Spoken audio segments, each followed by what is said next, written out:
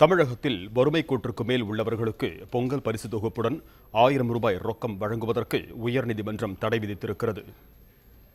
பொங்கல் பண்டிகையை முன்னிட்டு ரேஷன் அட்டைதாரர்களுக்கு 1 கிலோ பச்சரிசி, 1 கிலோ சர்க்கரை, முந்திரி, உலர் திராட்சை, ஏலக்காய், 2 அடி நீளமுள்ள கரும்பு துண்டு அடங்கிய பொங்கல் பரிசு தொகுப்புடன் 1000 ரூபாயும் வழங்கப்படும் என தமிழக அரசு அறிவித்தது.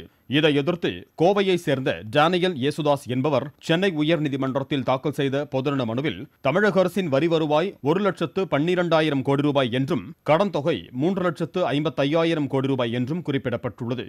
மேலும் பல்வேறு திட்டங்களுக்கு 44,000 கோடி ரூபாய் கடன் பெற தமிழக அரசு திட்டமிட்டிருக்கும் நிலையில் பொங்கல் பரிசு தொகுப்புடன் 1000 ரூபாய் வழங்கினால் அரசுக்கு கூடுதல் நிதிச்சுமை ஏற்படும் என்று கூறியிருந்தார்.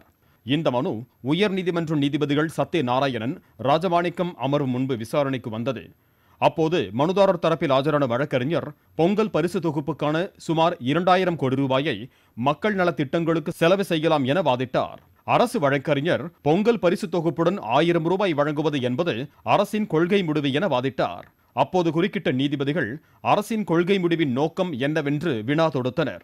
ரேஷன் அட்டைதாரர்களுக்கு வழங்கப்படும் பணம் அரசியல் கட்சி பணம் அல்ல என்றும் அது அரசின் பணம் என்றும் நீதிபதிகள் குறிப்பிட்டனர்.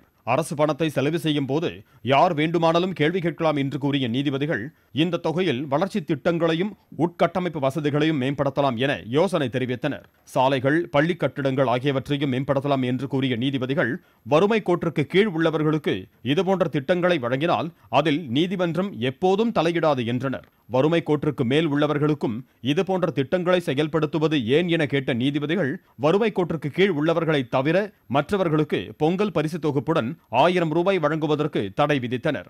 இதனால் பச்சை நிற ரேஷன் அட்டைக்கு மட்டுமே 1000 ரூபாய் ரொக்கம் வழங்கப்படும் என்றும் மஞ்சள் மற்றும் வெள்ளை நிறத்திலான ரேஷன் அட்டைகளுக்கு 1000 ரூபாய் ரொக்கம் வழங்கக்கூடாது எனவும் நீதிமன்றம் உத்தரவிட்டுள்ளது.